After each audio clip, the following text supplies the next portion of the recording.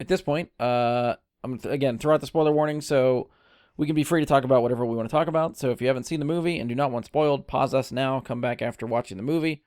Otherwise, continue listening as we dive into all the spoilers. So this is your last warning. Spoilers will follow.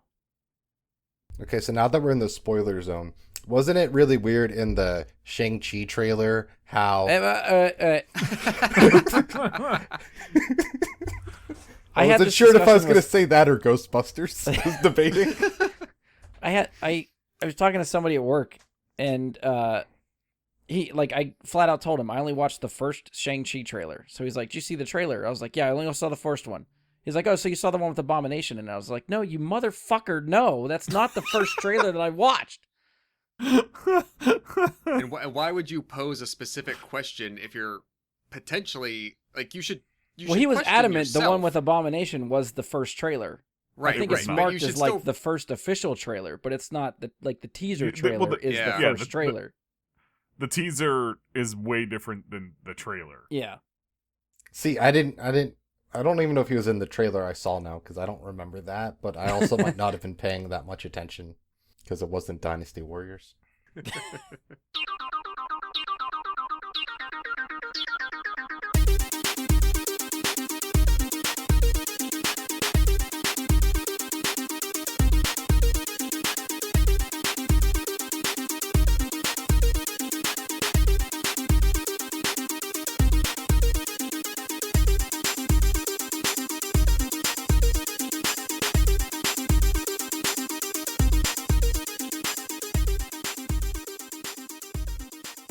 Hello and welcome to another episode of Bright Guy and Super Friends. I'm your host, Brian Levick. Joining me for this episode is someone who watched this movie on his stolen style watch, Josh Zorch. Oh, no, I'm not that trendy. Someone gave you bad information. Next up is someone who loves being covered in angel splooge, Mike Bradley. The fuck? All right. And finally, he can't swim and he's got more hair than Weasel, Ian Leidick. What's up, guys? Check out my OnlyFans at onlyfans.com/girlcrush. Each week I post a different video of a girl crushing a watermelon with her thighs. Are these just videos you find online, or are these videos that you have someone do for you? I commission a different girl each week to crush a watermelon with her thighs. Ian. What'd I say? Girl. Oh, no, see, I legally have to call them girls. It's in the contract.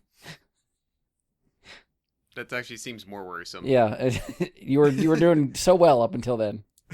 Don't worry, I got the contract through LegalZoom. It's airtight. They were a sponsor. How did you know? They told me it was legit. All right, so we're probably about a month late or so on this, but we're finally gonna get around to talk about James Gunn's The Suicide Squad. I don't know. This is like a requel, sequel. Like is it? Oh God! Is it a reboot or a sequel? Like, where do you guys fall on this? We're not gonna help those terms happen. Wait. I don't know what to call it. It's, I guess, technically a sequel, but I guess it's a reboot. I don't know where you guys fall. It's a sequel. You think it's a sequel? Straight up sequel? After seeing it, I'm just going with sequel because I feel like now reboot is used incorrectly by studios that want you to not remember something that they're maybe not as proud of. So they call it a reboot just so you forget about part one, even though it's Correct. technically a sequel. Correct. Okay. Yeah, sequel's probably an easier one to go with, so we'll go with that. All right, so our format for this episode, we're going to go, I think, more in line with our Rewind Theater reviews. So we're going to try to get a feel for a little bit of a tweaked format for that. So we're going to get to our discussion portion. We're only going to do 3 categories instead of 5. And instead of 10 minutes for each category, we're going to do 20 minutes for the 3 categories each. So we're going to do direction and story, actors and characters, and then pretty much whatever else we want to talk about that hasn't been covered, we'll throw in that 3rd category. And we'll see if we can, I don't know, maybe color between the lines in this one a little bit better than normal. But for The Suicide Squad, so the movie is written and directed by James Gunn. This was a project that Warner Brothers scooped him up to direct after Disney had let him go after that whole debacle. And then eventually, Disney got him back, so he's back in the Disney Club too. James Gunn has stated that in interviews that DC basically gave him like his pick of the litter for whatever property he'd want to make into a movie. So he settled on the Suicide Squad. So the movie stars Margot Robbie, Idris Elba, Daniela, I'm going to butcher everybody's name, McQuire? I don't know. Yep. John Cena, Dave Desmalchin, Joel Kinnaman, Michael Rooker, Viola Davis, Nathan Fillion, Jai Courtney, Flula Borg, Pete Davidson, Mei Ling Ning, Sean Gunn, and Sylvester Stallone. The movie is also part of Warner Brothers' ongoing slate of movies that release day and date in theaters and HBO Max. So remember that for some of the other stuff we probably end up talking about. I did look up some budgets and opening weekend and stuff like that. So any guesses from you guys for the film's budget? It's got to be kind of hefty for effects and talent, even if some people might have been doing Gunn a favor, like Fillion might, like for instance, might have taken like a smaller salary than he otherwise might get. I'm still gonna go 200 million.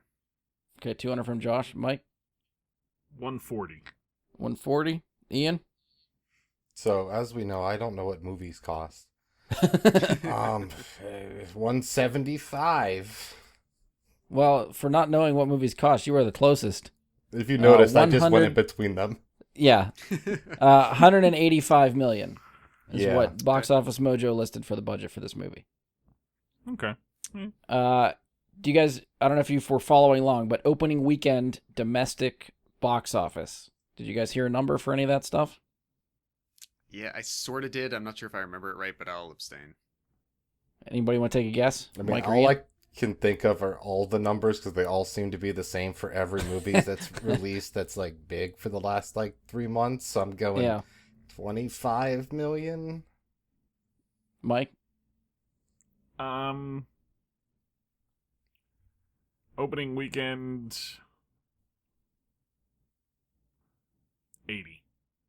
80 million for just domestic? Oh, you said for just domestic? Yeah, domestic opening weekend. Say a higher number. Okay. 40 for just domestic. I will say it was 50-50. My guess was 80 on worldwide, but if it's just domestic, I'll cut it in half and say it was 50-50. Ian got pretty close. It's 26.5 million. So it came in under projections. And that's why I'm trying to keep in mind that this went to HBO Max the same day also. But what were the projections? Because there was other stuff that like it was under projections, but it was like 27 million, but the projections were 30 million. Right. I don't know if, like, every time they say stuff like this, I haven't seen a number that says we wanted it to hit this, and this is why the number is under. It just says it came under what predictions were. I mean, there might be a figure out there, and I just didn't see it. I'll say that. But, I mean, to Ian's point, it seems like most movies that open right now are hitting somewhere around $25 to $30 million opening weekend. That seems to be what everybody's hitting. If it hits over 30, it seems like it's a big, gigantic hit. So, we'll have to see where it goes. Current box office total right now for the movie. Last I looked, it had 49 million domestic, 92 million international, for a worldwide total of 141 million. So as of right now, it's still under what it cost to make the movie. Which, I don't know if that's good, bad. I mean, that's pretty much the state of the movies, right? And like the movie industry in general. So I don't know if Warner Brothers is cool with this, or if they are still wanting it to make more money. I don't know where they're going to fall. I mean, they're not going to say no to more money. Right. But yeah, I'm really curious because I think we talked about how like when Godzilla vs. Kong came out and that was day and date with HBO Max, that seemed like it made a good amount of money at the box office. And I should have went back and looked at those numbers because I don't remember offhand what they were. But also, wasn't that one of the bigger like tentpole releases to come out finally? Well, I also think this was slated to be like it had very good critic reviews coming up to opening weekend. Word of mouth, I think, was very strong. I honestly expected it to get more the opening weekend also.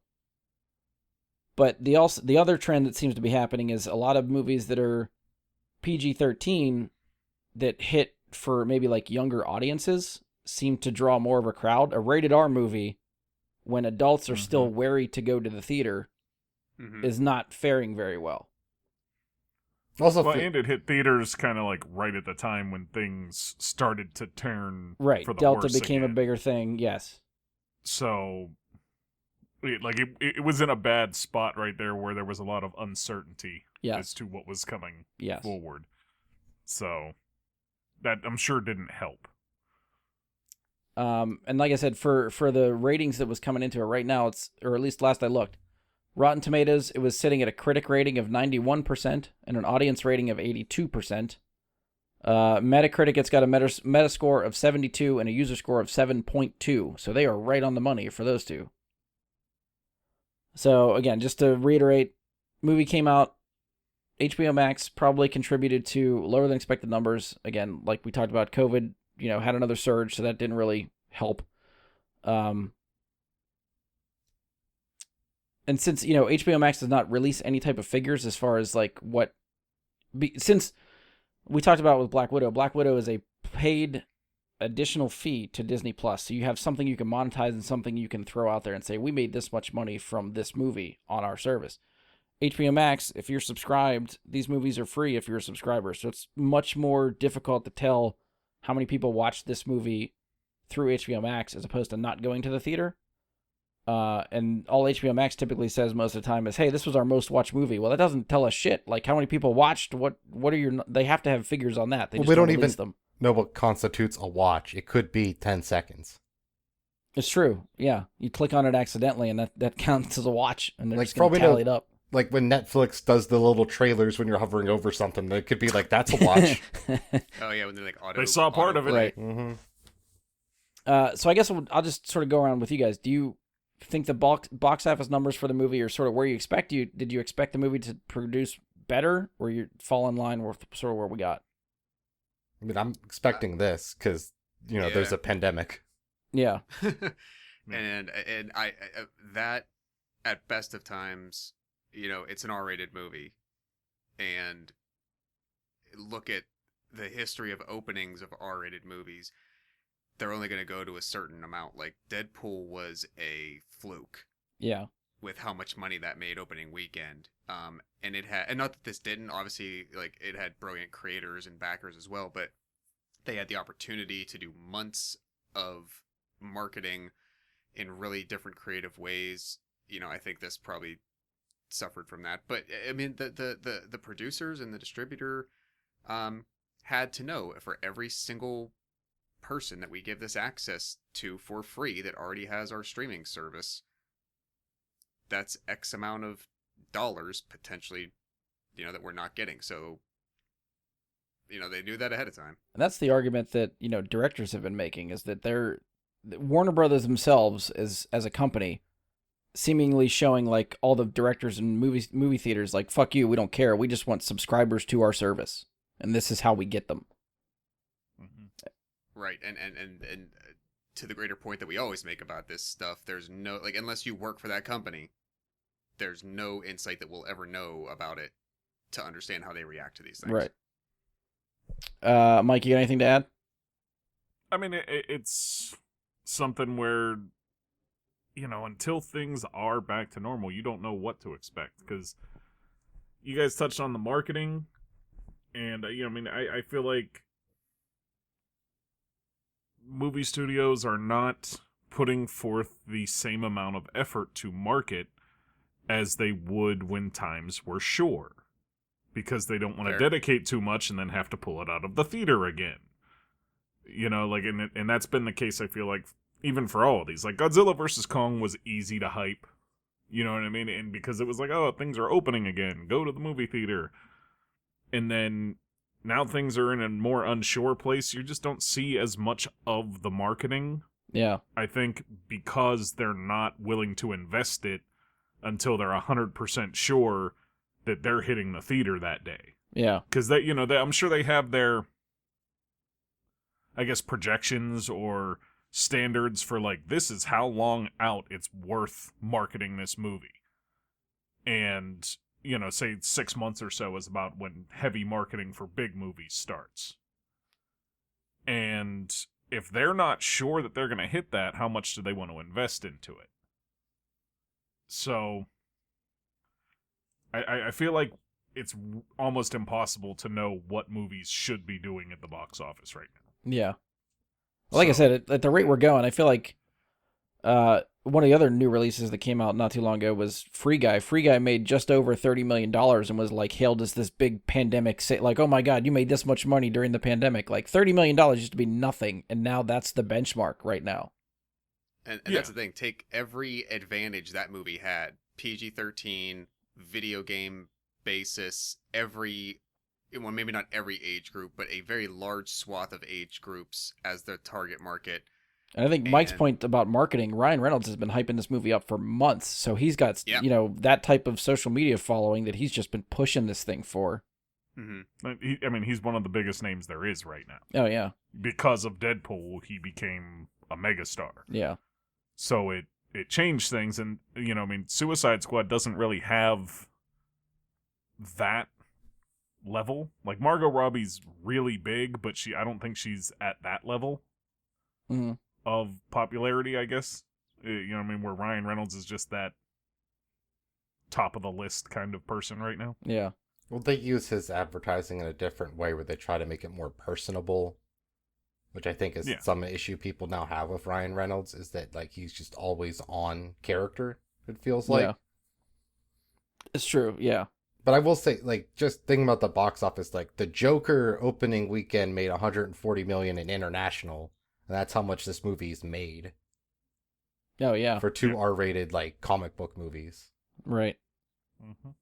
I think there was a lot of people who... And it's sort of like Deadpool, again, and some other R-rated movies. Like, I think there are a lot of people who went to see Joker who have very little interest in comic book movies.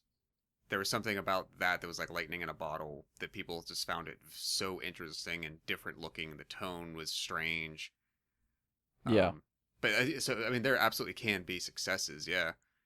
But I get if you're looking at two movies that were released 2 to 3 weeks apart, one's R-rated, the other's PG or PG-13, in the exact same, social climate that we've been in this whole time, the one that's R-rated only makes $4 million less. That's what I mean. Like that's pretty impressive. Discrepancy between there, and yet Suicide Squad is looked as like it underperformed, and they're saying it's certain articles were hailing the Suicide Squad as a failure opening weekend, and yet Free Guy makes $5 million more and is like, oh my God, this is the biggest hit ever for this last couple months. At best of times, Suicide Squad opening weekend with no COVID that ever happened might have opened to 100 million. Might have. But even that would have been hard. Yeah. And I don't know. This was never going to make $1 billion. So it feels like the first, like, between like Black Widow and this, like the first two comic book movies to come out during all this. Yeah. Like, I think the critics and the people that want to write entertainment journalism wanted to find an angle to write something about, like, just devoid of reality and context. Well, that's the internet in a nutshell. Go for the clickbaity stuff and get your hit. To some degree, yeah. Like, they wanted to find a point to write their article about, and that's what they picked. Yeah. Ian, were you going somewhere? I think I cut you off. Well, it was just, like, the $4 million difference. I think there's two ways to look at it. One also came out on HBO Max. So, I mean, that could easily make up your $4 million right there, like those people. Yep. But at the same time, I get hailing Free Guy as a success. I'm sure it was cheaper, and it's also an original IP, which, Hollywood hates kind of doing unless they know it's a franchise. I'm pretty sure they already greenlit Free Guy 3. I saw the tweet actually from Ryan Reynolds that had said, I spent the last 6 months hyping up Free Guy as an original IP that's self-contained. And I just got the call from Disney that they want to greenlit a sequel. So, yay! So, they're at least talking about Free Guy 2 already. So, yeah, all the stuff that starts as an original IP, as soon as it becomes a hit, it's like, okay, how can we make this a franchise? Well, because there's more and more for long. They're being upfront about it. I forget what it is, but there's some movie. It's got a $200 million budget, A-list cast, and it's being pitched as this is the start of our next property. Yeah. A lot of the studios are being more realistic about it, that if they're dropping in more than 100 million, it's supposed to become a property. It's supposed to spawn See, and they're just being upfront about it now. Yeah. So just for comparison, it's like apples and oranges, but I thought it was interesting.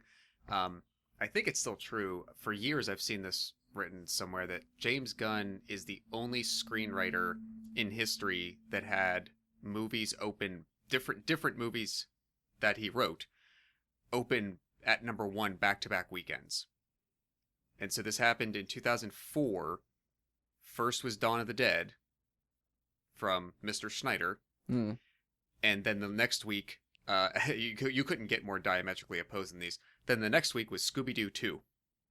Yeah, I always forget he was involved in that. Yeah, he did both those movies, the live actions. So Dawn of the Dead in 2004 opened at number one at 26.7 million. Oh, all right.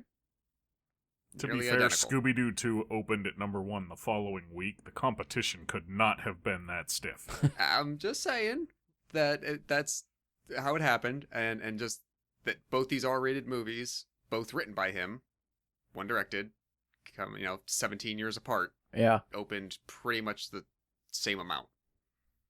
Interesting. Okay. Good pull. It's kind of cool.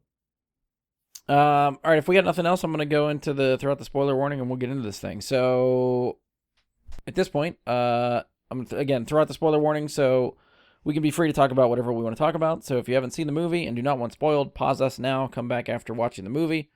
Otherwise, continue listening as we dive into all the spoilers. So this is your last warning. Spoilers will follow. Wee-oo, spoiler! Wee-oo, spoiler! Something like that.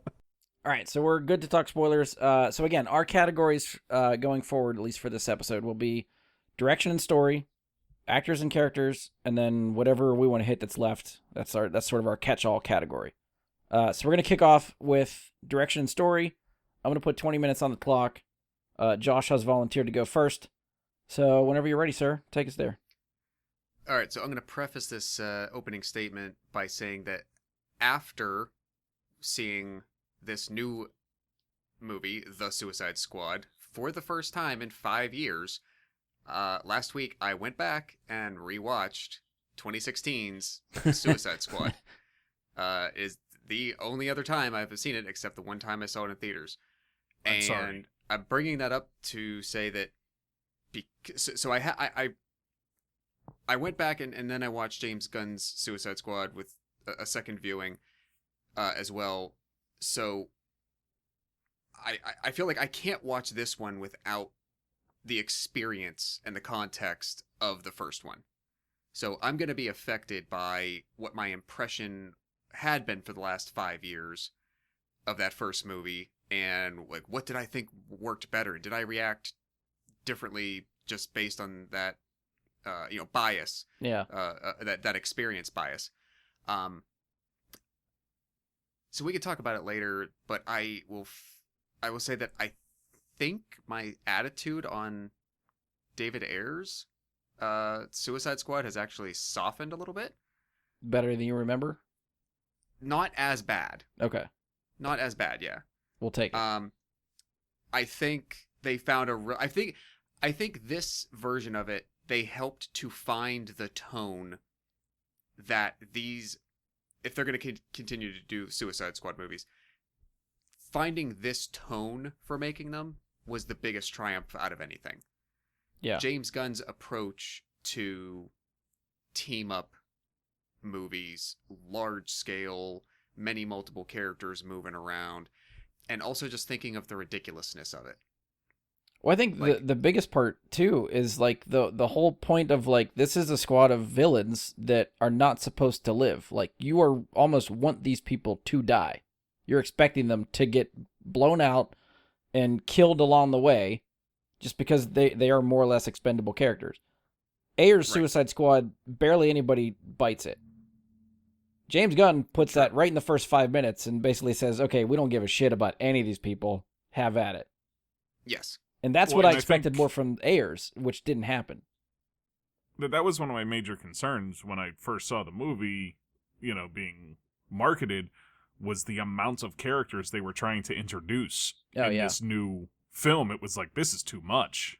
Like, this is way too many people to try and slam in. Here's all these new people we've never seen before in a movie, and we're going to introduce them all.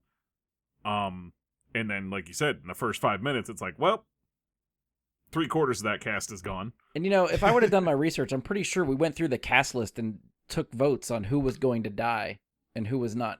Who was going to make it out of the movie. I'm positive we did that.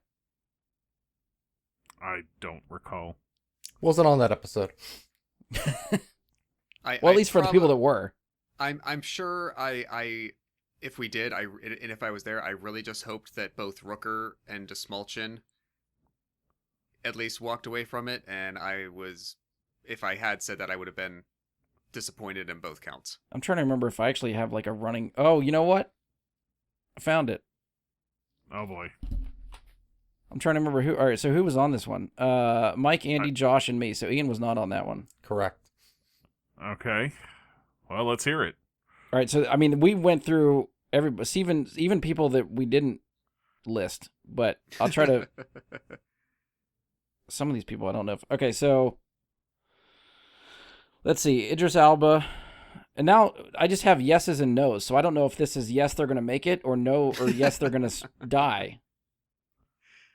Well, so I don't know. We got to work on your note keeping. I mean, well, is Harley on the list? Do you have an episode number written down? No. Well, I mean, if Harley's there and there's a yes or a no next to her, you can tell. Yeah, Margot Robbie anybody... is wise across the board. So I'm going to say yes, they are surviving. Yeah. Yeah, I don't feel like any of us would have voted her out because So, she's the franchise. Yeah. Idris Elba, Mike, and I thought he was going to bite it. Andy and Josh said he was going to make it. Rooker had no's across the board. Oh. John Cena. Andy said no. Josh said no. I said no. Mike said yes. Mike called that one. I feel like we're eating into the time for story and direction, so I feel like we should do this after. Feels like it belongs in characters. Or we could do it that way. Yeah, we'll try to come back to this. I have the list now. We're good. I don't want to eat somebody else's time, so I don't know where we're at. Sorry, I'm distracting everybody. My closing argument for this category will be that Gunn approached it in the right way to know exactly where the balance between grounded and stupid is, and fun and hilarious and ridiculous. And it worked. And I think to your point too, I actually did watch the other Suicide Squad shortly after this one also.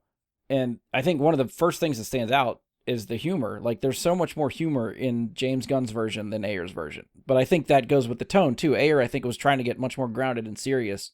And this one's having much more fun with and it could just be the freedom that maybe James Gunn had when making the movie, that he basically could do whatever the hell he wanted to, and it didn't matter. And that makes it funnier.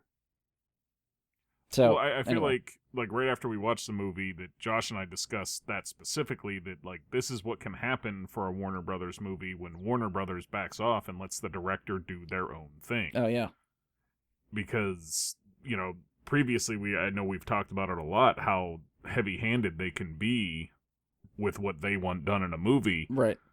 And in this case, there's no way they went into this with any intention of censoring what James Gunn wanted to do. We wouldn't have got what we got if they did. Right. So I think it's a good move in the right direction in terms of that, for sure. Ian, what do you got? So, I think like the first 10 minutes of this movie is better than anything at all that happens in the first Suicide Squad movie. Like, it's okay. Not even close. Like, it's absurd how much better it is.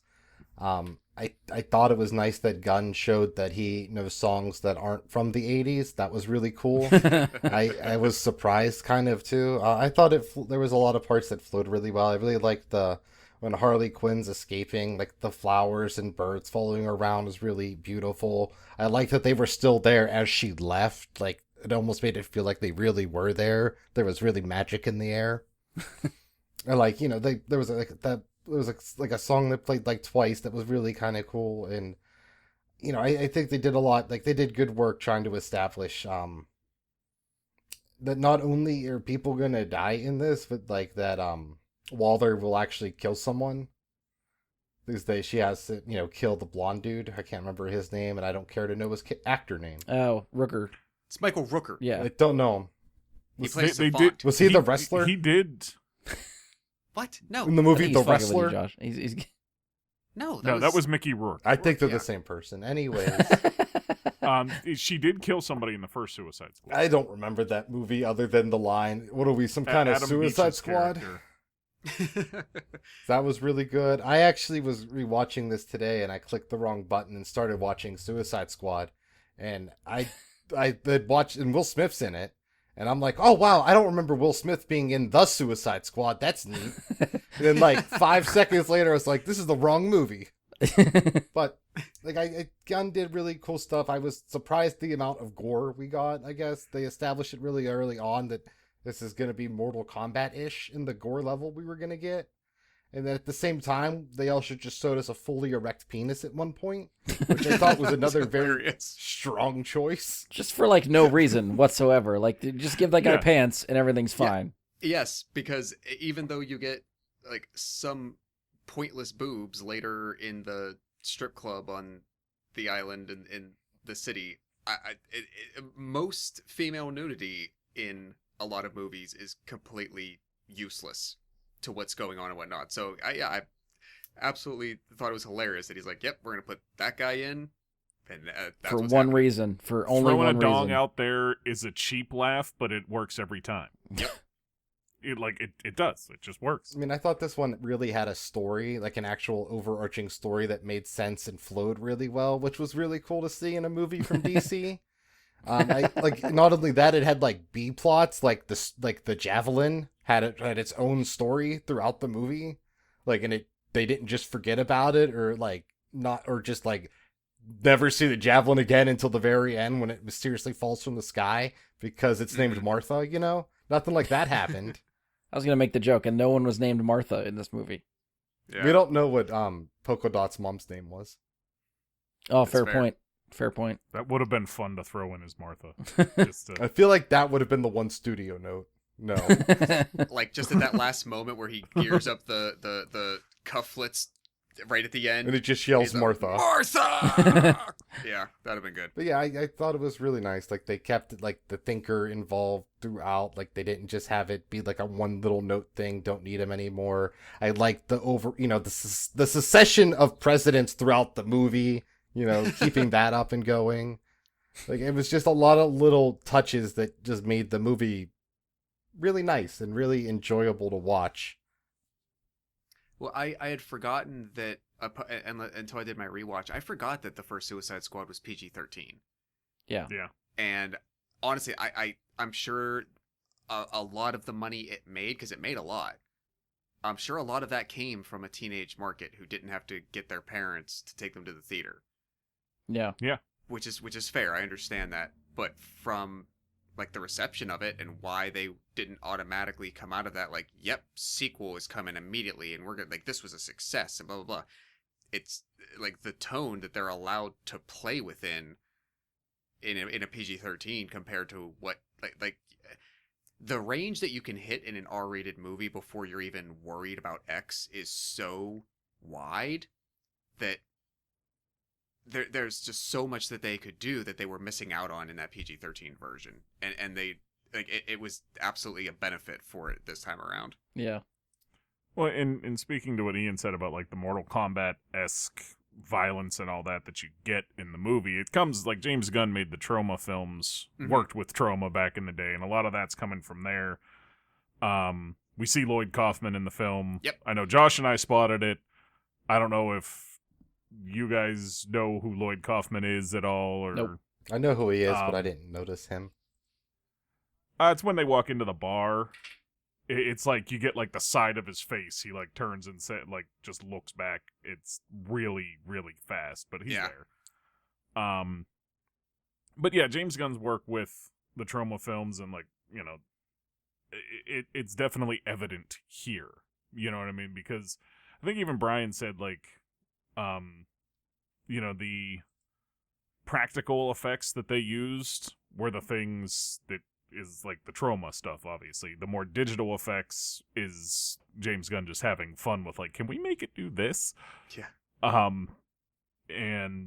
But like, I think, Brian, you had said, like, you know, you're not even, like, the CGI, like, gore doesn't really bother you, and the more practical effects do. Usually I can skirt around CG stuff a little bit better than I can really practical gore things. But they did both so well in this movie, where I feel like even the practical stuff almost always looks better. Yeah. You know, and it definitely was the case here. I feel like some of the more CGI'd gore definitely was noticeable, but the practical effects, I feel like they nailed it. Mm-hmm. I don't remember the character's name, but he's the first one to die, Pete Davidson's character, when his face gets blown off. Blackguard? Dick Harder. Blackguard? What'd you say? Dick Harder. That's his real name. Dick Harder. Okay. That's his. I thought it was That's Dick his. Hurts or something. Oh, Didn't Dick you say- Hurts. Yes, not Dick Harder. My bad. How could I confuse Dick Hurts and Dick Harder? One wrote Captain America. One's Blackguard. You can't His see it, face listeners, gets blown but off, and it's really good. Mike's just The there effect shaking his was head. great, and it was, I mean, that whole sequence was great. And just Nathan Fillion's character, I don't know his name, but that TDK. whole sequence, TDK. Okay, The detachable kid. yeah, that's it. That was hilarious. That to me was one of the funniest things I've seen in a movie in a long time. Like that. Like, That squad just emphasized, like, I think another little small part of this movie was just like the failures of government. Like, they didn't vet weasel swimming. Like, That was TDK is. I don't know how he even got arrested, because what did he do wrong? Like, did he, Why is he so dangerous that he has enough time on his record yeah. to need 10 years off and still be in jail? Like, was that just to get him, like, okay, now you can be on probation for your next 10 crimes? You know, like, there's no way he needed 10 years. And, like, Well, it's just another way they prove to you that Amanda Waller doesn't give a shit. Like, she's just gonna throw anybody. It doesn't care if they live or die. They are tools to her, dispensable people. Right, but she also wants to achieve the mission. Right, the but that whole objective. squad we see where everybody gets wiped out, they're the distraction. They're not meant to do shit. Well, it made me wonder That's true. if, like, Blackguard's betrayal was almost planned by her. Like, she was expecting it to happen or allowed it to happen. I think or at as least far as we, expected one of them. Yeah. yeah, to do yeah, it. I think as much as we know about Waller, I think that's part of the plan. Like, she expected someone to sell him out, and then that's why she has the team go around the other side. Like the B team, I guess. Mm-hmm. Well, really, the A team. Well, yeah, right. Yeah, I mean, I thought the direction was really cool. I think Ian mentioned it. Harley's escape sequence was, I think, the greatest action sequence in the movie. And not that the other ones were bad. Yeah. I just think that one was the one that stood out to me, is just like really well directed and shot and had some cool little shit to it. Well, that's the one most, like, you know, like John Wickian or those types of, like, action scenes that people really like from those movies nowadays. Like the long fight out of somewhere or to somewhere. Well, even like you It were was talking just about with cool. with the flower effects and all this, like, colorfulness to it, that like the little touches that they add to it, like that was cool too. I still didn't know. Is that a Birds of Prey thing, or was that just fun? I'm trying to I don't remember. think I don't so. remember if they I did don't- that in Birds No, of Prey. Hey, I don't think it was a No, carryover. not really. Okay, I didn't see that one, so I didn't know. Yeah. The thing he did that I really liked is when he, like, put the names of everything into the background some way, Yeah. somehow. Yeah, and like Oh. That was really cool. gave you almost like the chapter names. Like, okay, we're Mhm. going into Act 2, 3, 4. Like, this is the next segment of the movie. And I really like. Yeah, those transitions, well, that shit was really cool. And the last one was like practical, where it was like an actual. They built it, like the Jotunheim one. Like it's like the top of Yeah. some buildings and stuff. Oh, like the debris that shifts. Yeah. It was like Just a real the one. camera angle Mhm. with the things together. Yeah, I really like that one because they actually had to go make it. You know. Yeah. yeah. To Ian's point about the different tones, I think he's become very good at figuring out how to use contrasting elements to create a new tone all into itself. So you have this bloody hallway fight scene that she's getting herself out of, but then you have this, like, not ethereal, but like flowery music, like, just like wussy indie rock music kind of stuff, and then you have the flower background and all those things happening. I think that's become more common recently, but I think a lot of people are going to try to use those kinds of techniques, and they're going to do it badly. Oh yeah. But he has, in his last couple movies, he's found good ways to strike good contrast, even the stuff that he produces, because there's things like that sort of happen in the Belko Experiment too. So like his touch into some of that stuff is pretty good. Last call for restored direction stuff. I think we're under 2 minutes. I got one question that might lead us into characters and stories, so I'll save that for the end. Oh, sorry. Go ahead, Josh. No, just real quick on story, because I feel like I actually didn't talk about story all that much. The story was pretty straightforward, right? They need the team. They got to get to the place. They got to try to bring Starro down. Starro escapes. They fight Starro. Stuff happens in between, but that's pretty much it. Yeah. And you don't even notice it. You don't notice how simple it is because of everything that happens along the way. And like I said, it was a good balance between, we're watching this, look at these people, like Polka Dot Man's outfit is ridiculous. King Shark walking around is ridiculous. You don't give a shit. Yeah. After going on, getting close to 15 years of good comic book based movies being made, you don't care. You're like, okay, I accept this premise. We're in. What is happening? Right. Anybody else real quick? I really like the shot at the end where Harley's climbing on to throw the javelin. I just thought that was really set up cool. I'm going to give a special shout out to that. Mike, any last calls for anything? For story, I thought it was really cool what they did with Harley right before the escape scene, where she like sleeps with the guy but then kills him because he's crazy. I did not see that coming. No, I had no idea what was about to happen, and then just boom, and it's like, oh shit. And that's a good character arc, I guess, for her coming from Birds of Prey and stuff like that. Yeah, like she recognizes it and it works, and I feel like it was really well done. Yeah, it was a good choice, I guess. So again, I'll just end with this, and we'll sort of transition to characters and actors and stuff. But more, and we sort of touched on it. But the opening of the movie, were you guys surprised that it started that quickly, just offing people? That many people, yes, but getting rid of some people, especially when we had known how many characters were supposed to be in this from the beginning, yeah, not really. I feel like I was more surprised that Pete Davidson's face got blown off than the fact that someone died, Like, that startled me more than the death. I was like, oh, fuck! Yeah. Yeah. Because there's not even a cut. Like, you don't even have time to process the sound of whatever he was shot with. Like, he's standing there, and all of a sudden his face is gone. Like, your brain didn't even You hear the gunshot first, and you hear it whizzing, and you're like, oh, he's going to get hit in the chest. No, his face is gone. Mm-hmm. Yeah. And I feel like, for me, I didn't expect it to start that way. But as soon as that happened, I was like, oh, they're all going to die. Yeah, you're just waiting for all the other dominoes to fall. Well, in my head, I'm saying, like, Idris Elba's not there, the Shark's not there, and I'm thinking, like, these other characters that I know exist in this movie that aren't in this scene. Yeah. And I'm thinking, like, Harley's going to make it out, obviously, but the rest of this is just going to be a shit show. And, yeah, it was not expected, but as soon as it started, it was like, yep. All right, so we'll go into characters and actors then, and just after talking about like who bit it, we'll just go through all the characters and see what people thought. So Mike, do you want to take characters and actors? We'll start with you. Sure. I feel like for me, King Shark was the most fun character in this movie by far.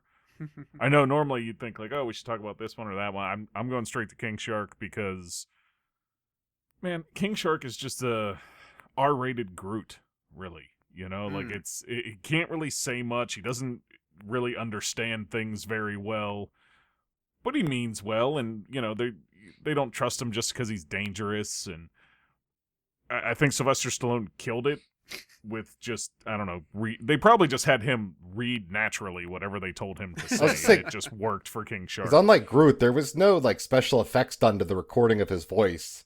That was just straight Saldone, like slurring and shit, you know. Yeah, they probably just had him read. But to me, the character was great in like growing and learning about friends and who it's okay to eat and not eat. That was just fun, you know. Like, but also just the idea that Waller cares so fucking little about these people that she's like, yeah, the shark might eat all of them. We'll see. Yeah. We're going to put them all out there. They can't harm him, obviously. Like, he gets shot up by how many bullets, and it just bounces off of him. So, these people that she's throwing him in with have no defense if this thing decides to just have dinner. Yeah. And it like, I feel like there's a lot of aspects to that character going on that are really cool, but it's also just R-rated Groot, which is just fun. I feel like this movie actually made you give a shit about Rick Flag, which I feel like the first one tried to and just failed. Yeah, which is funny because that's the movie that had much more of a personal connection for him in that movie, and yet didn't do as well. Yeah, but somehow this time around it was like I actually felt connected to this character, and I actually felt bad when he died. Whereas a lot of like every other character that died, I was just like, they're dead, and it was a funny death or a gory death. You know, I mean, it was something. Yeah. But his death felt like, damn, I did not see that coming. I just didn't. I honestly had no idea they were about to kill him. I don't really feel like there was a bad character. You know what I mean? Like I feel like they all were fairly well done and represented. Mm. Even Milton. Oh, poor Milton. I made a note that just says poor Milton. I like that whole exchange. He took up like 90 seconds of screen time just to play that joke out of them not knowing who Milton was and remembering. Well, it's like leading up to that last raid, like you see him in the background, like helping load stuff and get stuff prepped. And the fact that he went in the building with him, I'm like, I don't know if he's supposed to do anything. Like, what's he doing there? And then eventually gets shot, and there's that whole moment. I'm like, oh no, Milton. Yeah, I don't have a whole lot more. Like, I mean, Harley obviously had a good arc.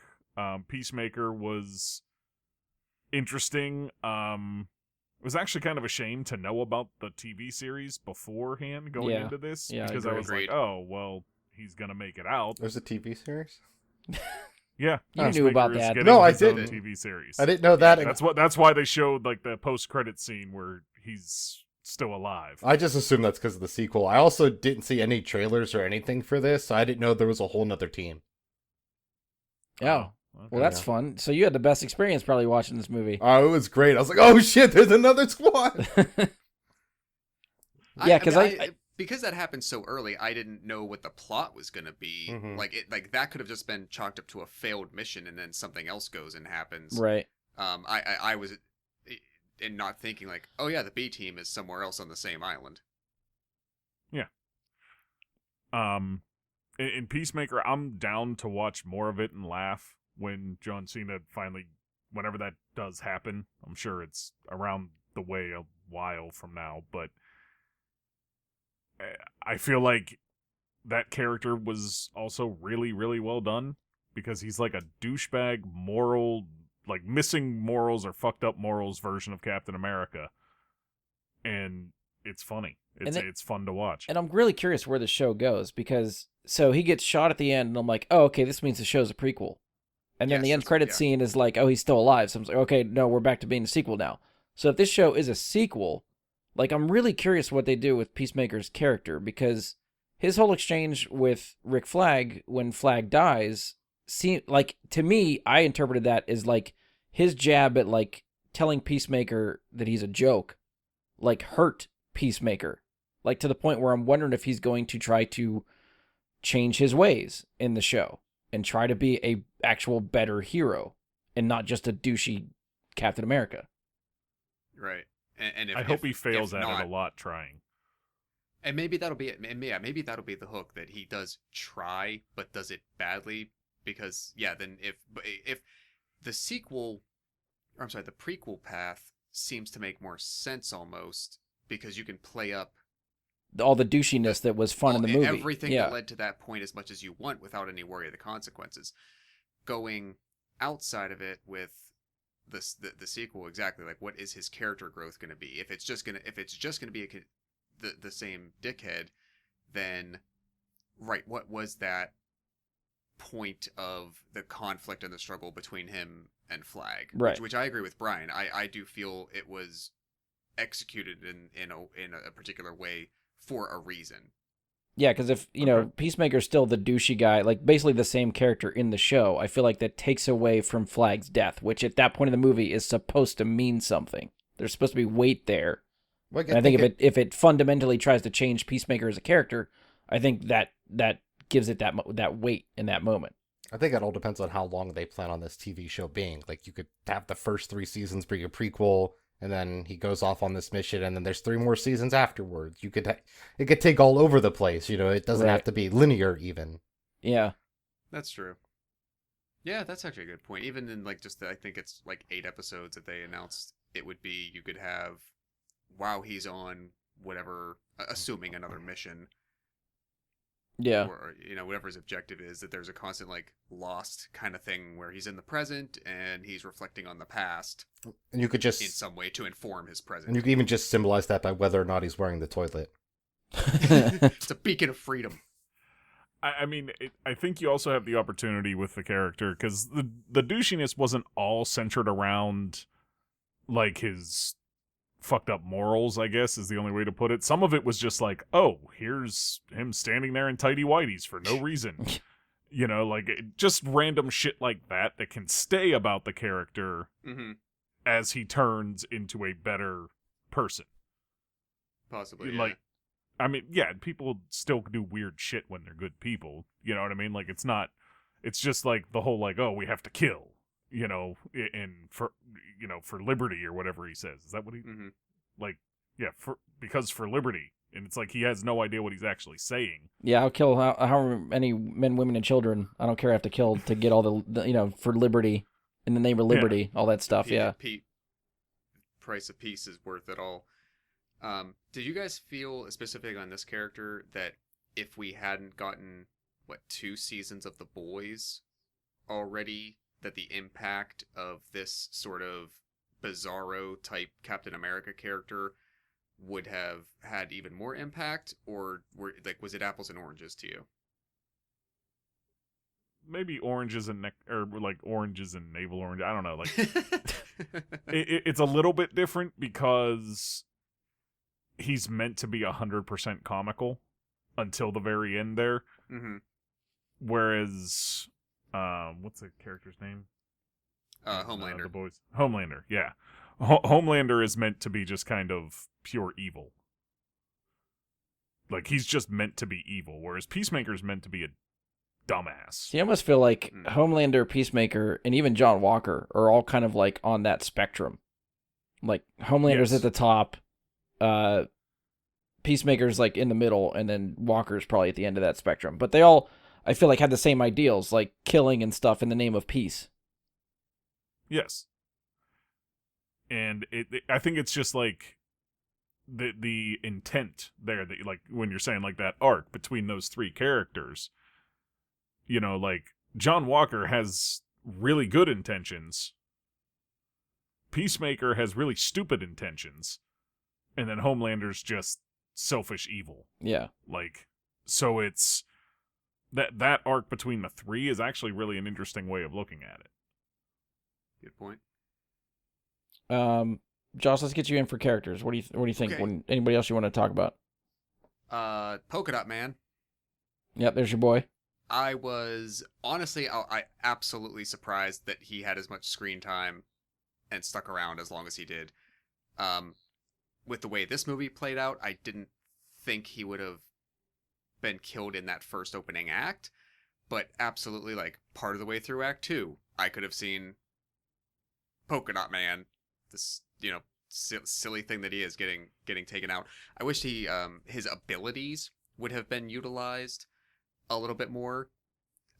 Just so you saw moments of it being applied, because so much screen time in terms of what the people are capable of were given to Bloodsport and Harley in a lot of ways. Yeah. So you get a couple moments, but just even in like the big fight action scene in the town in the third act, just utilizing what he does to accomplish a thing more, whether it's get a car out of a way to run over people who have the starfish faces, or to help them avoid a thing. Just implementing it a little bit would have, I think, strengthened his presence more and would have justified him being around that long. Yeah. Weasel was hilarious. When he drops out of the plane after everyone else surfaces, and it's just this big belly flop, and it was the silly comic relief that you needed, but I was fine with it. I don't know. I think I dug pretty much everybody. Viola Davis is unsettling. Oh yeah, times. and I love think it. We focus on the team a lot, understandably, but there, like, especially that end scene right before her employee knocks her out. Like, holy shit! I absolutely believed that she would do all of whatever she thinks. There's a moment too, I think, when Idris Elba's character like tries to threaten her with like a pen or something, and like brings it right up to her neck, and like the shots zoom in and on it and stuff like that. She does not even flinch in that scene. Like, she does so well at that stare down, and I fucking love it. Yeah. I feel like she's a better actress than the first movie deserved. Oh yeah, yeah. Like, she's... I don't know if she has any Academy Awards, but I'm sure she'll get there eventually if she doesn't already. I don't keep up with those things, but she's... Every time you see her, she's fantastic. Doesn't matter what it's in. Yeah. Josh, you got any other characters you want to talk about? I agree that I enjoyed Joel Kinnaman's turn as Rick Flag more this time. He had more freedom to be somebody this time around, rather than having a like a personal side motivation to the rest of the proceedings. Right. It definitely freed him up. Trying to kind of go through the list really quick. I did like the dynamic between Idris Elba and John Cena. They worked that well without being, too distracting, and that it didn't divert the rest of the team dynamic anywhere. Especially when they just describe both, like when she describes both characters as basically being the same thing. Yeah, and he even calls that out. Yeah, just right there. That was great. Peter Capaldi, I think his portrayal of the Thinker was interesting. I'm kind of sad that it's kind of a one and done for him. Yeah. In that way, that character could have been really interesting in other places, but it's okay. Ian, what do you got for characters? We had Sean Gunn pulling double duty as both the Weasel and Calendar Man, so that was good for him, getting double paychecks. Mm-hmm. Wait, Yeah. Calendar Man was in there? Yeah, he's the one that calls Polka Dot a pussy in prison. Oh, when he Sean- was like when- not in makeup or anything. Okay, I got Yeah, you. when you see Sean Gunn actually in prison. Okay. Yeah. I didn't realize that's who that was. Okay, that's cool. 'Cause he has the months on his forehead. Oh, see, I missed that. I just saw a tattoo and didn't think to read what the hell the tattoo was. Yeah, I got you. they had months on there because he's Calendar Man. Got it. That's how you know. Yeah, it's the one telling characteristic. It was weird. I know me and Brian talked about this some beforehand, that Bloodshot almost directly felt like a replacement for Will Smith. And 1,000%. Yeah. Bloodsport. This was not... no, this was Bloodshot. So Bloodshot was really cool and everyone loved it, I think. And it's just like that, there was a lot of fun moments of all of the characters. Even, Milton gets his big thing, even though, like we said, he's in it 90 seconds maybe. They almost spend as much time discussing whether or not Idris Elba's name is Milton, that Milton's actually in the film. Yeah. That was hilarious. There's just a lot of like fun little things they do with the characters, like even like with the secretary, they have the stereotypical secretary with her breasts bouncing all over the place just so they can spray her with blood later. Like a was real hilarious. trauma Sarah thing. called that out. Mhm. Like that was like their Footage, I was like, whoa, existence. Yeah. That's aggressive. Like they set that up so you pay attention to her in future scenes, just so you see all that splatter of blood later. You know, it seemed like every character had a reason for existing, even the team with Waller. Like, they all had something to do. They all contributed something to, like, bring out more of the movie, just to give it that alive feel that, like, hey, there's really a team in Washington or Virginia, wherever the fuck they are, that actually is trying to get something done. And like you mentioned with Viola Davis, when when Bloodsport pulls the pen on her, like the yell she gives to tell everyone to put their weapons down made me put my arms down, you know? Like, it's very commanding and really embodies, I think, what that character should be for these movies. Just absolute psychopath. Yeah. That's going to kill a child to get some hitman to lead a mission, you know? Which I was honestly, like, again, having watched the first Suicide Squad movie closer to this one, is there's a scene in that movie where they go to rescue Viola Davis, like Amanda Waller, and she just knocks off the entire staff that's with her before they get her out of there. So the whole time I'm waiting for her to just off everybody in that office, and I'm really surprised that she doesn't. But she's still, I mean, just the fact that she's, you know, the acting of her just yelling and being very authoritative to everybody. So I'd like to see more of some of that crew too, because I think they seem to set up that maybe some of them are going to the Peacemaker show, which I think would be fun to see too. I will call it real quick. Ratcatcher 2. Yeah, she was on my list. Yeah, Daniela.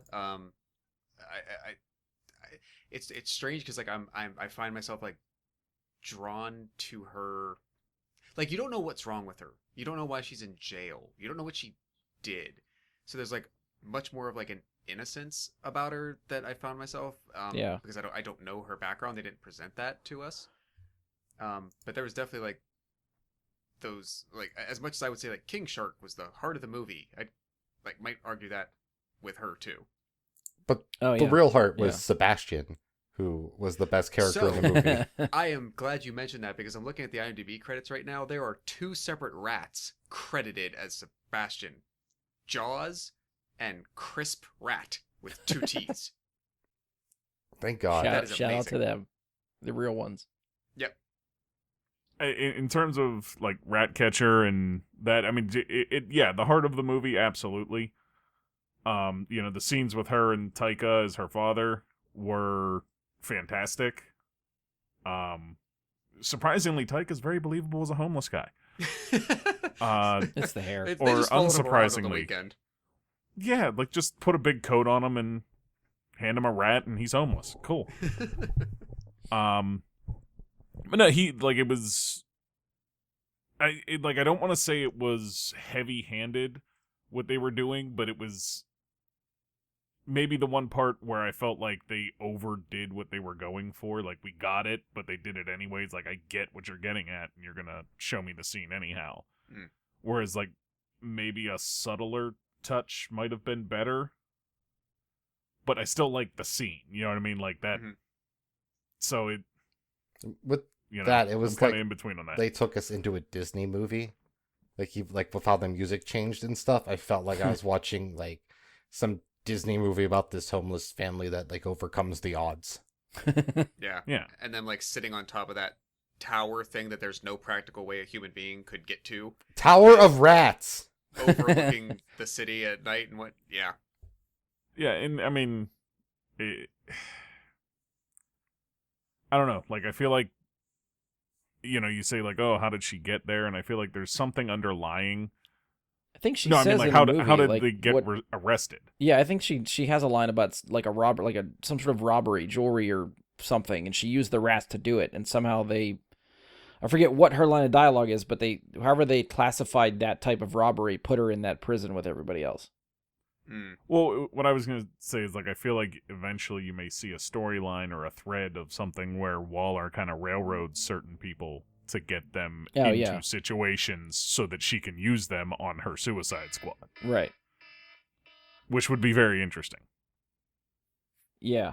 I'm going to chime in real quick on my little list, too, which is agreeing with a lot of people on theirs. Like, Polka Dot Man, I thought stood out to me. He was pretty cool. Harley's always awesome. Like, I will watch any movie that Margot Robbie is in as Harley Quinn.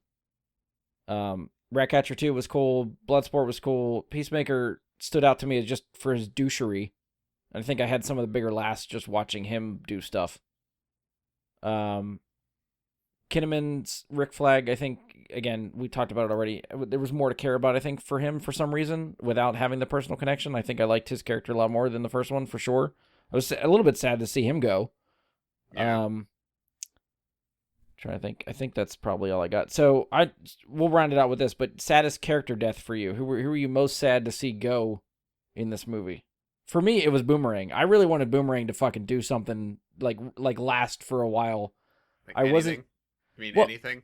He, because I think, again, a lot of people don't like him in the first one. I loved him in the first Suicide Squad, and I wanted to see more of him. And I thought maybe if they were bringing him into this one, he'd have more just, I don't know, stupid shit to do. And they give him like a couple quick things in the action sequence at the beginning that's pretty cool, like actually using his boomerangs and stuff. But then after that, he dies quickly after that, and I'm like, God damn it, I wanted to see more. But him, like, dead, just holding up the boomerang in his arm was, like, the coolest It's a thing cool shot. he ever did. It's a cool shot. And, I mean, yeah, his death was pretty awesome. Like, It looked cool. I after rewatching the first movie again, I realized he was very. I feel like they didn't know what to do with him. Oh yeah, They're the like, first one for he will sure. be- Yeah. He will be cool to be a part of the gang, cause it's Captain Boomerang. Jai Courtney's kind of a thing right now. We'll try him, and he actually did pretty well in that role the first time. And I guess they just figured, like, look, for continuity's sake, we know he survived. We'll just knock anything off. We don't really want to continue with that actor or this character, so we'll have him appear. He'll die right away because we don't know what else to do. in my head, I see, like, the opportunity there that they could have had him fill the role that Kano did in the newest Mortal Kombat movie. Just a loudmouth douchebag saying dumb shit just to be there saying the dumb shit. Yeah. Just to have him be that role, I think would have been fun. But that was John Cena's role. Which is probably why. True. Yeah, you get into competing. In a different way, but yeah. I mean, he was going to eat a whole beach of dicks. Yeah. Well, I think they had to have the carryover too. Like, he's the only other one besides Kinnaman and Margot Robbie that carry over from the first one, right? That survive, I think so. On the I mean, squad, yeah. like Deadshot does, but Right, but then he's not in part of this this. movie. He only shows So- up if you click the wrong movie. So that's what I mean. Like, I think, just for like character's sake, for like Harley, like she acknowledges that Boomerang died. Like, she's upset yeah. that Boomerang died. Like, that's something that led to that moment in the movie. So I get it. I understood why he had to die. I was still sad he had to die. That was my pick. Ian, which one were you? Do you have a saddest death for a character? I feel like it's Weasel because I really wanted more of him, and he seemed like. But I also feel like his character wouldn't have worked if he had more screen time. Like, I'm upset in the moment, but like thinking about it, it probably would have sucked. I just what do you do? Watch through the with him? credits? Yeah, I know he's alive now, but Okay, like, okay. In the moment, it was the saddest. yeah. I mean, because Okay, gotcha. no one else. I don't give a shit about Rick. Fuck him. I don't care about Rick. Polka Dot Man. He wanted to die. Maybe he didn't after he became a superhero. Maybe he no longer wanted to die. And then Milton's dumb as fuck. I would have left. Like, I don't know what Milton's doing. Like, I would have left when I bought them empanada. He didn't even drive the van in there, so he already was out of a job. So, I just, and then Blackguard and all the other no-namers, who cares? So maybe random citizen on the street I cared more about, Josh, what about you? probably Flag. Okay. There was he's as close to an avatar in the group for the rest of us that we're gonna get. Yeah. I felt to Polka Dot Man's death, not just because it's to Smolchin, but specifically to Smolchin's portrayal of that. He's a broken kid No, yeah. the whole time. He's obviously never gotten over that trauma. He's never developed fully in you see that, not like man-child from intelligence, but just emotional outreach and ability to interact with people and whatnot.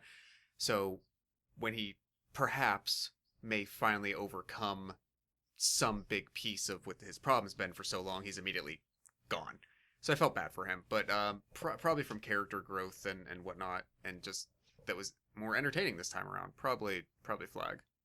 Which, talking about Polka Dot Man, there just reminded me the most disturbing scene in this movie for me is the part where they're at the bar and he's dancing, like grinding up on a girl, and suddenly everyone he sees is his mom. That's like, oh. But all right, Mike, character for you. I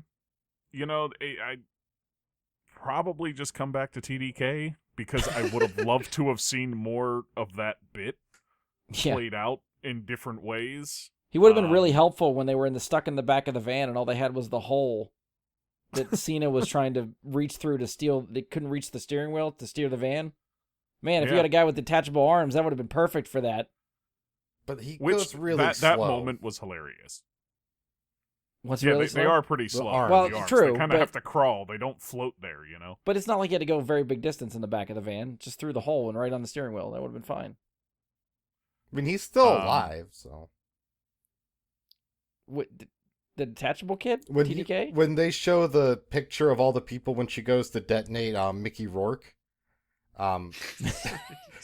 he still shows him and Harley Quinn still like look alive on that board too.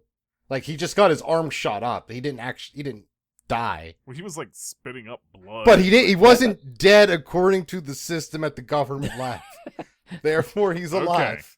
He didn't have an on-screen death. That could be a possibility because they do seem deliberate to go through the other characters to show that like deceased red picture version of them. I mean, I'm here for it. If Nathan Fillion comes back in a Suicide Squad sequel, I'm for it. I feel like you would bring him back to then kill him off right away. You know? Like that's for sure. why you would bring him back. I made it off that beach. Mm-hmm. Or or he gets killed by Weasel in the next one. Like Weasel found him on the beach and ate him. Yeah, needed sustenance. You mentioned that like thing where like there's the hole in they're trying to grab the steering wheel. Right. That to me was one of the funniest physical bits in the movie. Is when John Cena, the Peacemaker, grabs the guy in the front seat and is just banging him relentlessly off the ceiling. It was hilarious. Yeah. Who did you cry for, Brian? I thought I said like the boomerang. Boomerang was the one. Oh yeah. Sorry. All right, so I'm gonna go through our list for our predictions, and then we'll hit the everything else category. So, again, this was on the episode. Mike, Andy, Josh, and me is who I have on the list. So, Dave DeSmalchin, Mike said yes, he will survive. Andy said no. Josh said yes. I said yes. So most of us were wrong. He did not make it out of the movie. Cena. Mike said yes. Everybody else said no. Boomerang. I said yes. Andy said no. Josh and I said yes. So Andy's getting pretty good here. What did I say? You said yes. Oh, okay, because you said you twice. Oh, sorry. Yes. You said all these Y's. I'm just saying you now. Who else? Fillion. Mike says no. Andy said no. Josh said yes. I said yes. Kinnaman. Mike said no. Andy said no. Josh and I both said yes. Mei Ling, which I think was the girl that brought down the helicopter, right? Yeah, I believe so. Everybody said no. So we all had that one right. Flula, which was the Javelin Man. Javelin, yeah. Mike said no. Andy said no. Josh and I said yes. Oh, why did I do that? I think looked pretty cool. I think when we did this, we don't know who these people were playing at the time. Yeah. This was the poster that they put out that just had the cast list. It did not have character names. That's right. I remember that. Okay, now I'm remembering. So we're really taking a stab in the dark that we don't know who these people are playing.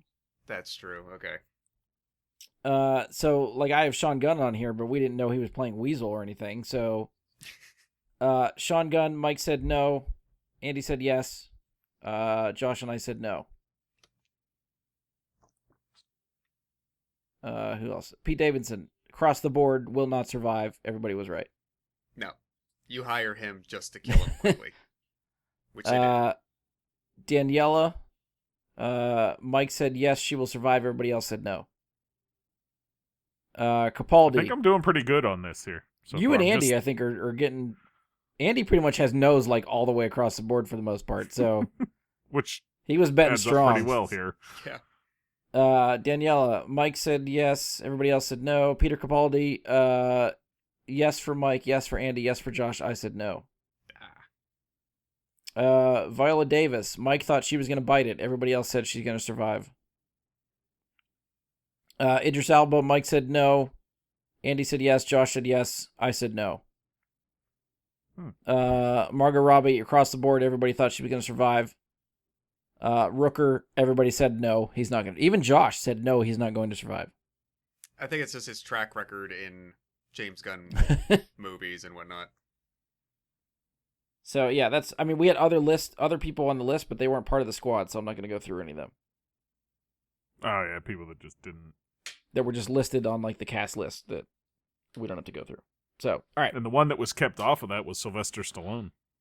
yeah. I mean, Steve Agee was listed as part of the cast. I guess he did motion capture for King Shark, Yeah. and was also the desk guy too. Like he was in there. Yeah. He had his face in the movie too. But so I guess we could if you want to double him up for King Shark. Mike said yes. Everybody else said no. Killed it. So yeah, I didn't tally up how everybody did as far as where we were accurate or not. But yeah, I Neat think you and statistics. Andy. I think Mike. I think you and Andy had some pretty good guesses there. I think you guys are pretty accurate. All right. I mean, so, randomness. yeah. So last category, pretty much everything that doesn't fit the first two that anybody wants to talk about. So I don't know who we. I think I did Josh and Ian first, It right, yeah. Mike? So it'd probably be No, it was Ian's turn. Josh Ian's and turn? me, Okay. Ian. Ian. You're on the clock. Whatever else we want to talk about that we didn't hit yet. Okay, so in the Shang-Chi trailer... it No. started- It has to do with the Suicide Squad. Don't you fucking do this to me. So, there was some pretty cool explosions. They were really fun. I enjoyed them. There probably wasn't enough for me. I feel like I wanted like 20 million times more. I just needed constant, it's a war going on. There's a civil war happening. I thought it was kind of dumb that the revolutionaries, there's like 15 of them just waiting outside the gate to storm the presidential manor. Like as soon as they leave. Like as soon as that general reports to Jotunheim, like he rolls out, there's like 15 of them standing by a gate that just run in right after that. As soon as he drives away. I thought that was just very bad, like, security, I guess. Well, they're in a transition period. There's a lot of instability. They didn't have, eyes on all the I cameras. mean, and it's also weird that 9 generals stay behind, but the president goes. That's also, just a little weird to me. Whatever. I thought Starfish, like, for having so many CGI characters, like King Shark, like Weasel, and then Starfish, whatever the Galactic Prince's name was. I thought it looked pretty well for that being the final boss. You're always worried about that. Like, Godzilla and King Kong, that's what those movies are about, so you expect a certain level, but you don't, I guess, realize going in, especially if you've seen no trailers, that they're gonna fight a giant starfish. Yeah. I knew Yeah. nothing. So, I mean, About that it part. still looked really cool, and I really enjoyed when they're in the eye. That was just really awesome, I guess. Like, it's just, it's like almost tranquil, but like they're destroying the retinas or whatever of a giant fucking starfish. Yeah, when you stop to think about what's happening there, you're like, what the fuck? And it's like this like level of ridiculousness that feels really over the top. But then like when you're in there and it's so tranquil, like you're swimming in like the most luxurious pool ever. It's very fun mishmash of ideas and experiences happening. You make it sound like you swam in some eyeballs before. I've got a bag of googly eyes filled with water. just soak in It's it. the same thing. It's exactly the same as an actual giant eyeball. But I mean, I think this movie just did a lot well. Like, all the character costumes looked good. Like, I didn't see anyone where I was like, that's a shit costume. What are you doing? I mean, some of them are just barely costumes, like rat catchers. Like, it's not like some type of weird super villain outfit, She's just wearing, like, clothes that a person without housing that's a teenager probably could wear, Yeah. Harley Quinn's wearing Harley Quinn stuff. And then most of the other people are either wearing skin tight, like bodysuit type of shit, or they're polka dot man, or your King Shark wearing swim trunks yeah. But I mean, and to be fair, don't we get a good look back at Harley's like original costume. I think when she first Like arrives, she's got like classic colors on and stuff like that. But I feel like wasn't there like a flashback she has at one point where she's like actually in the old costume with like, you know, the curled bells and stuff. I remember that shot from Ayer's Suicide Squad. I don't remember in this one. They do like the Alex Ross type cover thing with her and Joker. Oh, okay. Am I mishmashing the wrong Suicide Squad? Sorry. Continue. Maybe. My bad.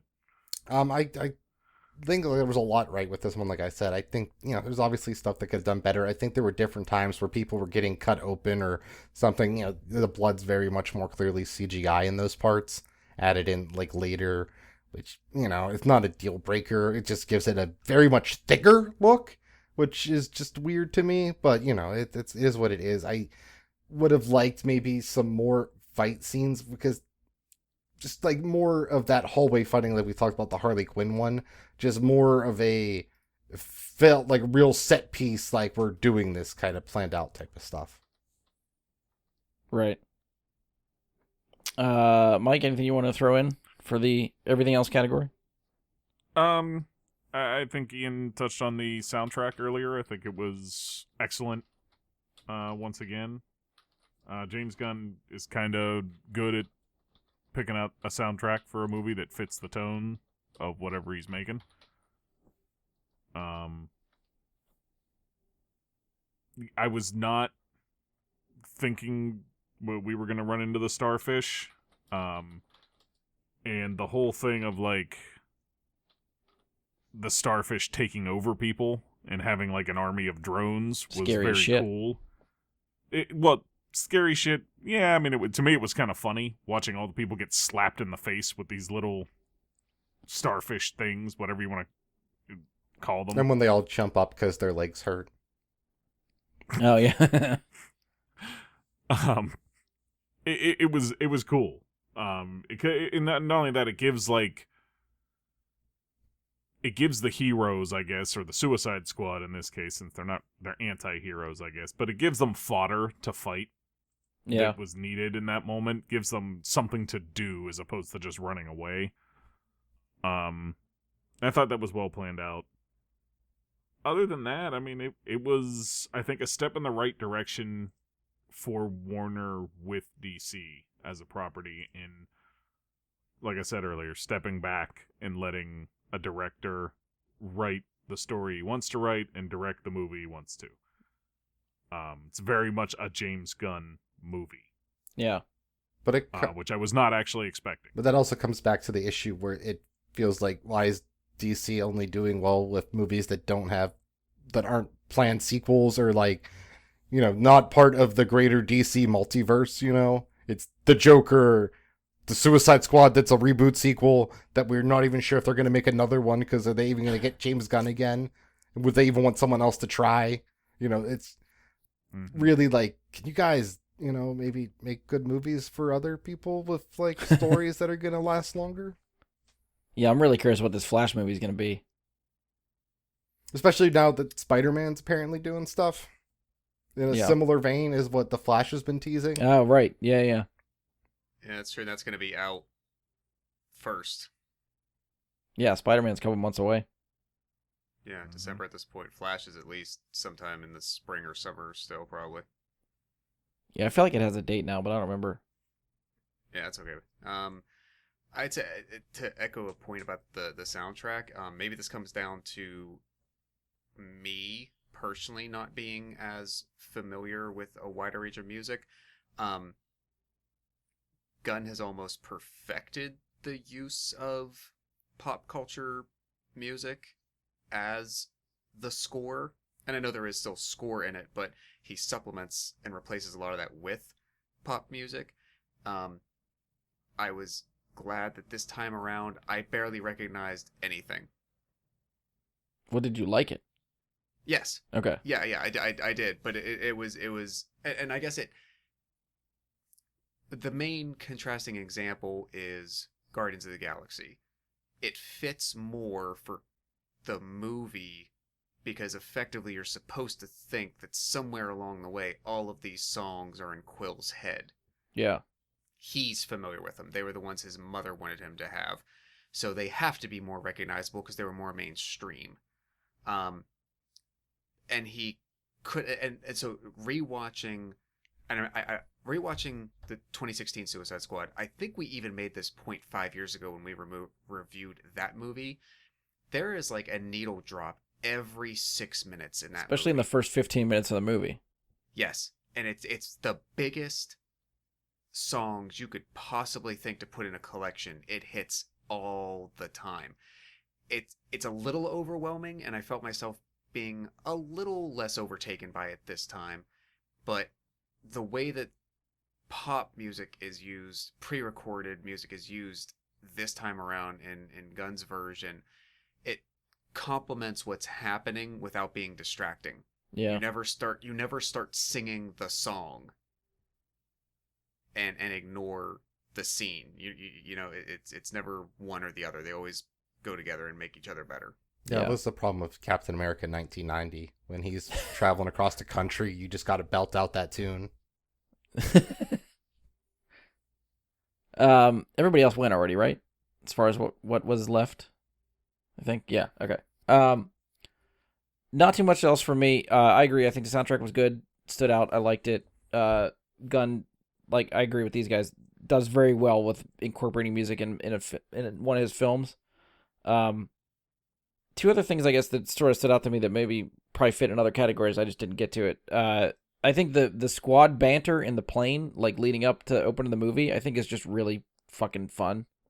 Yep. Like, granted, we get that with the other squad. I think I wanted more with that cast and that crew. So I'm glad at least we got a little bit there that's fun. I think when you look at the cast list, I just wanted more from everybody, but you know, they served their purpose to be wiped out in the beginning of the movie. There are certain shots I think that I really liked. Just, you know, going back to James Gunn's direction. I think it was in the trailer too, but when we get the open of the movie, when they're getting on the plane and they're in front of the big American flag, like that's just a cool fucking shot. When the main squad later in the movie is coming through the foggy rain, like that's real white and they're coming through the white, I think that looks really cool. And another shot in particular that I thought was really fucking cool is when Peacemaker and Flag start fighting and you see the reflection in the helmet that's on the ground that rotates around. Like, that was really fucking cool. Considering how long that shot is and you're watching the fight in the reflection. Like, that's complicated shit, but that was so cool. I had a problem with I felt that they lingered on that too long. I didn't like watching the fight in the helmet because I wanted to watch the fight. And, you know, all things considered, I feel like it's something that normally I might bitch about because I like seeing the wide shot fights. Like, I want to see what's going on. But the fact that it's not an edit, it's not a cut, like, that's all in frame, that's cool to me. And it was unique. That's part of the reason why I like it. It's not something where he took something another person has done, you've seen 100 times, or anything like that. He had this idea, and he was like, let's try this. Yeah. And it worked. Yeah. If it didn't work, they would have had to reshoot it and not use it. But it actually worked, and that's really cool. I'd say that this has the achievement of being so damn watchable. Yeah. It really does. I think my single, especially upon rewatch, I remembered it. I think my single favorite line is when it's like beginning of the third act when they're in terror. They've already kidnapped the Thinker and they're like setting up the scene for Utenheim on the roof, and they're, you know, giving him the business. And Harley at one point says, "I am walking back and forth." That, like, those moments of her portrayal of the character of Harley, I wish we got an opportunity for those so much more. Yeah. That's right there. Like, it's fun to watch the other stuff. You get those and you're like, yes, Margot Robbie is Harley Quinn. Yeah. I think we'll see much more of her as Harley Quinn going forward. I think that's still going to be a thing. I think you'll have your shots to see more of it. Yeah, I guess we don't really know when. Yeah, where she's going to show up next. If it's going to be like a Birds of Prey sequel, if it's going to be another Suicide Squad. Like, they could put her in a bunch of different spin-offs and stuff like that if they wanted to. The problem with that is you need a good writer, or it's not going to be fun to have her be Harley. Yeah. I think that's all I had. I don't know. Last call if you guys have anything else. Otherwise, we'll end with a rating. Oh, I wish they would have showed more the empanadas. And I wish they would have brought Katana back. I really did enjoy her in the first film. Yeah, that's true. Yeah, and I it forgot would about have her. given us a better Japanese representation than Teenage Mutant Ninja Turtles 3. Had to make the turtles dig in every Just any way fucking to show you're shoehorn it on. I'm cutting this out. All right, so we'll go around the horn and see what you guys rated it out of 10. Mike, we'll start with you. What do you want to give it out of 10? I hadn't really thought about this ahead of time, but I would say an 8. Okay. So it's a solid 8. You want to elaborate, or is that you're just gonna stick with the number? I don't like. I don't think I can go up as high as like a 9, but it was really well done. It's fun to watch. But I don't feel like it's great. You know what I mean? Like, if I'm looking at what James Gunn has done, with Guardians of the Galaxy or a couple of my favorite Marvel movies, I'd still think I prefer those. Okay. But this is really well done. It just doesn't have that extra something to put it in the great territory for me. I don't know what it would have needed, but it's like just something is missing to get to great. Yeah. All right. Josh, what do you think out of 10? I'm gonna also go with an 8. I don't know that this necessarily, and I think I understand Mike's justification. I don't know that I was ever looking for the great. And the fact that this doesn't have it for me is not a failing of it whatsoever. But it would, like, as I said a few minutes ago, it's so watchable and it's so fun. Yeah. That there's a lot of the DC movies for me outside of the Dark Knight trilogy. Well, really, like Batman Begins and Dark Knight. Aquaman has it somewhat. They don't have a high rewatchability factor. Like, you're gonna have your reaction and you're gonna like it or not, and to the same degree after the first time. I feel like that doesn't change a whole lot over time. Yeah. But I'm never really prompted, like, yeah, let's put Man of Steel back in, or even like now, like Justice League. Like, it just, like, as much as I like Wonder Woman, I haven't gone back to it that much, but I could probably see, like, over the years, like, yeah, let's put the Suicide Squad in. Fair. Ian, what do you think? This is tough because I, like others, did not think about a score beforehand. And I'm leaning at like a 7, I think, is what I'm going to go with. Like, it's really good. It's really well made. I really enjoy it.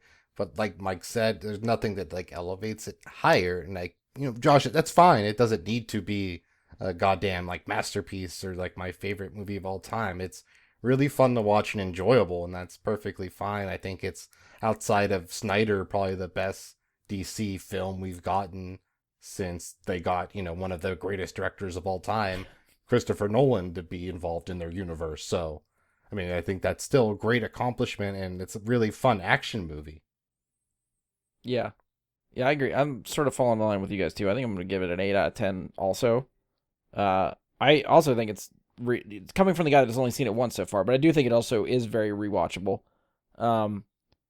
And I agree that it's probably one of the better DC movies we've got in a while. Yeah, the tone is fun. I think I would like to see more. Like, if James Gunn gets another Suicide Squad, I definitely want to see what else he does with it, or what other characters he brings back or brings in. There's a lot of potential here to see what they do from here. And yeah, I probably agree with you guys too. I don't know if it goes as far as like the great, but it is just fun. Like, it's hard not to watch this and think it's fun. I think the humor of it too, and some of the action's directed very well, which I think helps a lot. Like there's so many movies that I think try to do action and they just cut stuff up to shit, and that irritates the crap out of me. And I think Gunn does action very well, so that's definitely some good points in my book. But yeah, I think that's where we're at. All right, well, I guess that's it for us. If you've enjoyed the show, please support us. Leave a 5-star rating and review. Be sure to give us a share on social media. You can follow or subscribe to the show We are on Spotify, iTunes, Google, Anchor, Stitcher, hopefully anywhere you're listening to podcasts, you can find us. Check us out on Facebook. Search Bry Guy into Super Friends, or go to facebook.com/Bry Guy Super Friends. You can give us questions, comments, topic suggestions, any of that stuff there. Try to email us, bryguysuperfriends@gmail.com. It's legit, it works, I won't check it. Hit us up on Twitter @BGSuperFriends, that I'll check. Feel free to follow me on Twitch. We're at Jedi Bry Guy. That's Jedi with an I, Bry with a Y. If we decide to go live and do a show there, that's where we'll do it. And that's it for us. On behalf of Ian, Josh, Mike, and myself, thank you for listening, and we'll talk to you next time.